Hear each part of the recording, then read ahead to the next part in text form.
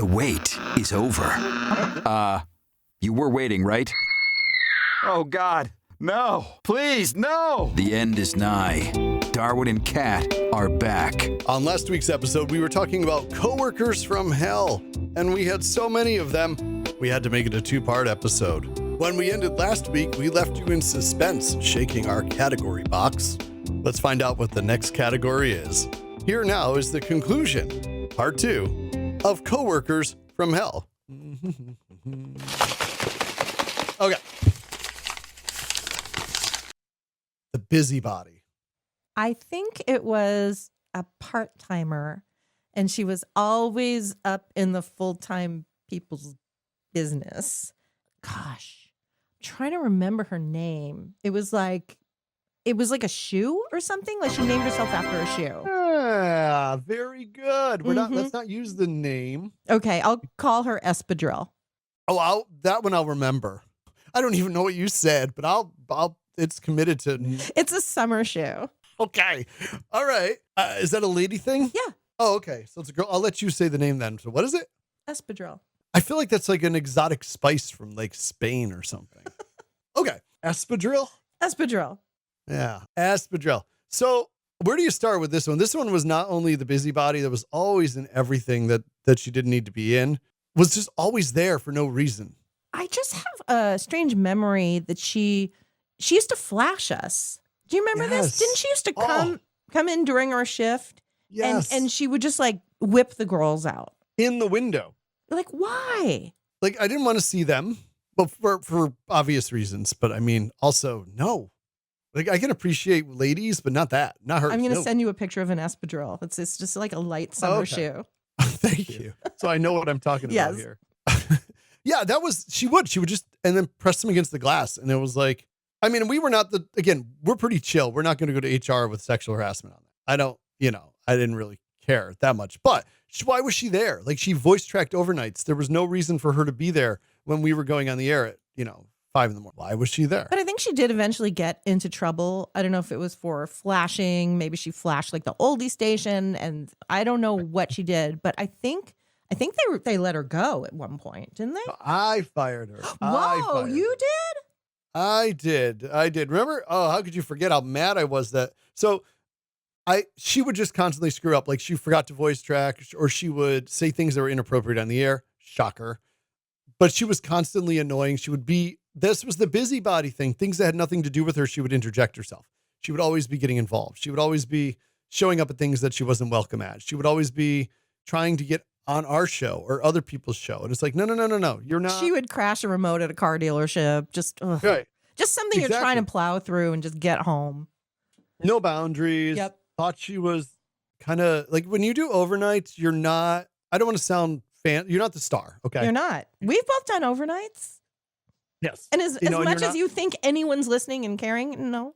Yeah, when you're overnights, you're not important. Sorry. You're a pulse there to make sure the station's on the air, or you're training. And she wasn't even, like, she was voice tracked. She wasn't even there. It got to the point, I forgot what it was, but she did something so egregious that was the point where I was in management and I had the option to fire her. And they basically told me, if you feel like this is bad enough, let her go. Right. So I did. I was like, bye, you're done. So then she came to the big boss and convinced him if she couldn't keep voice tracking. By this point, we had her down to one night a week too. She was only voice tracking one night a week, and she convinced him she was going to kill herself. Oh, no, that's right. She said she was going to end it all unless she could voice track overnights. The one night a week. And so he hired her back. And then he didn't tell me. And then I heard her and I was like, why is she on? Oh, and he was like, I felt bad. I couldn't have it on me if she killed herself. And I'm like, why would that be on you? And why didn't you call the suicide helpline and turn her over to the police? Like, really? Come on. Oh, God. And then she continued to pester everybody. All right. I got to see if there's some nice people in the box. Please pull something fun out of the box. All right. Let me Not see. somebody who wants to kill themselves if they can't voice track. I'm going to put this one back. Hold on. Let me shake again. Okay. I'm trying to find something nice here. Let's see. Oh, here we go. Oh, this one's specific too. You might have to this is an obscure one. Oh. Another traffic person. I'll give you a hint there. God, how many did we have? We had a lot. Nobody lasted long. No. Well, was it an us problem or, this one wasn't our fault that it didn't last long. Total sweetheart, total bad luck. This one's sad. Nice, but sad. Was this the woman who told me that I looked like Portia de Rossi? Yes. You remember? Yeah, she was a sweetheart. That was Cynthia. Yes. Cynthia Senecal, R.I.P. Oh, well, you said you were going to pull a happy one. This is actually kind of sad. It is kind of sad, but her memory's happy. I loved her. No, she was wonderful. She'd always go, Portia. And I'd be like, does this mean that I have to go kiss Ellen now? And she would laugh at it. Like she had our sense of humor. Yep. But she was a news person. She was the real deal. She was great. Like an old school radio anchor, and back when radio news people existed. And she had one of the most beautiful radio voices I've ever heard in my life. She was a beautiful person. I actually found an old clip of her. Oh, wow. Cool. 57 degrees at 6 o'clock. Good morning. I'm Cynthia Senecal in the WROW newsroom. We'll check the news, but first, of course, we'll check traffic with MJ Murray. Good morning, MJ. So it's a brief clip, but there she was. Yeah. And would say total bad luck. She got diagnosed with cancer and then got laid off like a week later. God, I hate radio. I know. And then she ended up passing away from the cancer. Well, she lost her health insurance too, which I feel like the two were kind of connected. Yeah. Which sucked. And she was so good. She came in, she was always so nice. She was fun. Like she was one of those people, total sweetheart. One of those people when you work with and they're not there anymore, you actually feel pretty depressed. Yeah, that was a huge loss. That was really sad. But I say nice people in that one because she was a nice person and somebody I really, you know what? I loved working with her. And then I wish she was still around today. Okay, I have a request. Yeah. Can you reach into your box and pick somebody who isn't threatening to kill themselves Okay. and hasn't died? All right. I'm going to look in the box. All right. The favorite coworker. Oh, okay. And I'm gonna narrow this down. Why don't we pick traffic since we're on a roll? Since we seem to be talking about traffic people, We just have a bottomless pit of traffic people. we do because there's more. There's probably like Good God. there's like 5 or 6 more that we had. Favorite coworker who was, I think, at least mine, other than you, was also another traffic person. Okay, that would have to be Mr. Alex. Yes, yeah, of course. The immensely tall, immensely handsome, and charming Mr. Alex. He was the best and our longest standing traffic person. He stuck around. He got us. And he was also a fan of the show. Because I remember when he met us, when he first got hired there, was he an intern or in production and then became traffic, or was he just newly He hired? worked his way up somehow. I just remember when he met us the first day, he was like starstruck. Ah. He was like, oh my God, you guys are, and he was just gushing and it was so cool. He was like, I idolize you guys. And I was like, us? Really? What? We're dorks. What are you talking about? We're kind of not cool, but you're cool. And he ended up becoming a great friend. His dad owned a meat store, Fred the Butcher. Yep. Do you remember? You paid the ultimate tribute to him. Do you remember? Yes. Okay. So the Humane Society came in one day and they brought these 2 little kittens in. And, we're like the rock show and we have all these like rock stars on and we're all crazy. But you know us, we love animals. There are kittens in the building. Bring them on. We're going to get these guys adopted. So we're putting out the word like, Humane Society is here. Come on, call in. If you're a good person, we want you to adopt this cat. And nobody was calling and nobody wanted to adopt these cats. So I just said to the animal lady, I will take the black and white cat. And I know somebody in the building here who will definitely adopt the gray and white cat. And they're like, okay, great. We finish the segment and then the segment's over. She starts, like putting the cats away and walking when I go, where are you going? I'm going to adopt the kitty. And she goes, oh, I didn't know you were serious. I said, I'm very, very serious about kittens. It's pretty much the only thing I'm serious about in my entire life. And I named that kitten Mr. Alex. Yes. And he was with me Mr. for Alex. many years and he was a wonderful kitty. Somewhere I have a photo from that day and I'm trying to remember where it is. It might even be on Facebook. We'll have to share it. You probably do too. Yeah. I So think yes, it was us in the studio with the kitties. I named my cat after the traffic guy. That's how much we liked him. Yes, he was so great. We loved Mr. Alex. And I think he inherited or took over his dad's store. I haven't talked to him other than a happy birthday on Facebook in years. Well, but here's a funny story about Fred the Butcher. So one day I go to Fred the Butcher and it's a really famous meat market, right? And it's in upstate, Half Moon or something? And I go Yeah. in there, and I go in there and I see his dad. He's the old Italian guy. And I walk up to him and I go, "Oh, Mr. So-and-so." I introduced myself and I said, "I work with your son, Alex." And he looked at me and he goes, "I don't know what you're talking about." And I said, "What?" And I said it again. It turns out that Alex was a radio name and it wasn't actually his name. Isn't it like Alexandro or No, something? it was like a totally. I remember he told me a different name. It was nothing like Alex at all. So I just felt really dumb, and I'm like, okay, bye. I think I bought some salami and just like slinked on out. I feel like I vaguely remember this story. Like vaguely He somehow. looked at me like I was from the moon, and he couldn't piece it together. Your son, who works in radio, Alex, and he looked at me like, I think I need to have you arrested. He's like, go away, crazy lady. Yeah, like chasing me Wow. out with a broom. Well, I mean- Get out of my store. Aw, and that felt was so the last dumb. time you were ever allowed back in there, right? I never went back. So, Mr. Alex, or whatever your name is, we miss you and we love you. All right.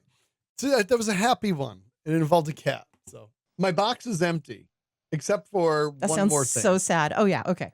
But this one, I've got a story that's a non-radio one. So is that? Oh, You want hey, it? I told you about Walt who smells. You hit me with a non-radio one. So this one, if it's the category is barely room temperature IQ. This one, it's a non-radio one. It involves when I was a shift manager at Wendy's in college. This is in Arizona. Stupidest person I've ever met in my life. I don't even remember her first name. So do you want to make up a name? You've been good at Debbie. this. I'll go with the norm. Debbie. Debbie. Okay. Debbie. She, Why not? and I know somebody named Debbie that I love. That's why I was like, Oh, oh, no. all right, we'll go with that. Okay.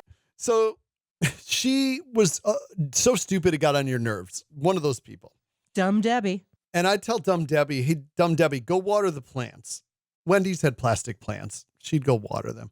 And I did this so many times that the metal decorative things they were in rusted through and were dripping on the tables.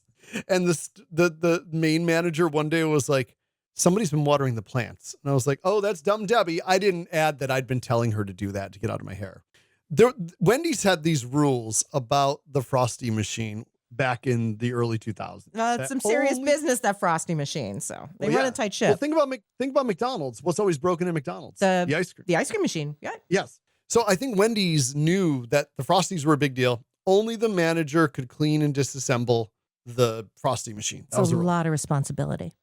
What is this? It's a Wendy's Frosty. Yeah, but it's not a solid or a liquid. So? That can only mean that it's a sockwid. Yeah, not quite a solid or a liquid can only be a sockwid. This is gonna change our lives. But you know where the big money lies? The spoon. The what? The Frosty spoon. Spoon. Brilliant. Try Wendy's one-of-a-kind Frosty with its cool, creamy, chocolatey, and unique texture. It's the only sockwid you eat with a spoon. When you do a creamy, chocolatey Frosty, you do what tastes right. It was just a thing. It was a thing. So sometimes we would get a little lenient on it, or like if I was cleaning it, I might take it apart. I would go take care of something. I would come back and I would, go back to work on it, go do something else. Right. Okay. We started getting all these complaints that there was like stuff in the Frosties, right? And we couldn't figure out why. It was just really weird. I'm like, I don't know. So, and there was a brush too. There was a brush for cleaning inside There of was it. a special and on- Frosty brush. Yes. And the handle said on it, Frosty brush. Wow. Was Wendy's face on it too, or no? It was, yes, Oh, the logo. cool. Yep, her Nice, face yeah. was there, and it said Frosty brush, and you would hang it up. Guess where? On the Right- Frosty brush stand. Yeah, duh, right next to the machine. Yeah. We had it next to the machine. Okay, Frosty brush. It was all specific thing, right? I was, one night I'm going to do the Frosty machine. I'm doing my thing. Take care of a customer at the front counter. Turn around to go work on the Frosty machine, and my Frosty brush is gone. Oh no. But it was just right there a minute ago, but it's gone. Who would And I'm like- abscond with a Frosty brush? Right. And nobody should ever take it because it says on the handle clearly what? Frosty brush. Right. It's official business.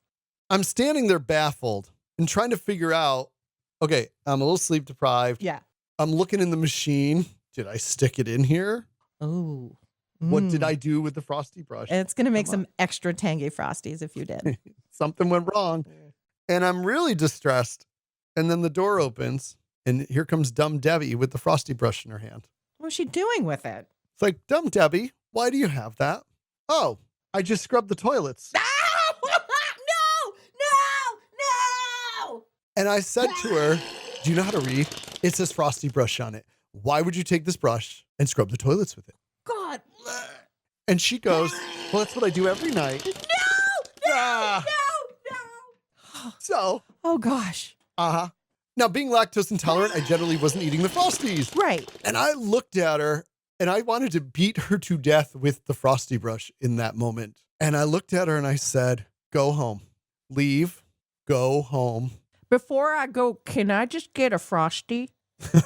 She wanted her shift Frosty. She would have eaten it too. I always get one at the end of my shift. I like the strawberry And I look at it. with And the extra brush- toilet nuggets in it. The brush actually had little like little pieces of toilet paper, like in the bristles. Oh, God. Oh, God. Oh, God. This is horrible. So I called my manager and I said, you know, the weird little like foreign objects that have been appearing in the Frosties? I figured out what it was. And she goes, oh, good. What is it? And I said, you don't want to know. It's don't not wanna like, know? it's not boba tea. And I was like, Dumb Debbie's been using the Frosty brush to clean the toilets. And I didn't hear anything on the other end. And the manager's like, I'm not in the mood for these kind of jokes. And she hung up. And I was like, oh my God, she thinks I'm kidding. So I had to call her back. And I was like, No, I'm we not gotta joking. cordon this off. We gotta lock this machine up. I'm dead ass serious right now. Yeah. And so we had to call the health department. It was a whole Hazmat. thing. They had to put out thing on the news. Like if you've eaten here. call the Because health of dumb department. Debbie. That's awful. You win. Wow. I think that's worse than having to tell Walt he smells, or almost having to tell him. That's really terrible. Somehow she didn't get fired. I don't know how. What does it take to get fired from Wendy's? If not that. I still can't get over the fact it said Frosty brush on. What do you have to and- do? Make sweet, sweet love to a Baconator? Why would we hang the toilet brush next to the Frosty machine? Like what? How are you so stupid? I don't know where she is today. I'm sure she's had 12 children at this point. I'm sure. She seems like the type. But So- Debbie, if you are listening, like, subscribe, and, smash that little like button and hit the bell Okay. notification. We need listeners. No, we don't. No? We Okay. We are not that hard up for subscribers. No, kiddo. No, we're not. That was weeks ago. We're doing better. We're good now. We Yeah, don't we're need you, good. Debbie. There we go. This is That Person episode, and I hope you enjoyed it. Do you have anything to add here? or Not are you after that. I No? need some Pepto-Bismol. Yeah, I didn't order a Frosty for years afterward. And I would tell people that story, and I think I ruined Frosties for them. So you're welcome. You probably crashed their stocks. Yeah, right now. Well, it's not my fault right now. Sorry. We don't get political, but that's not my fault right now. You're not crashing the market? Yeah.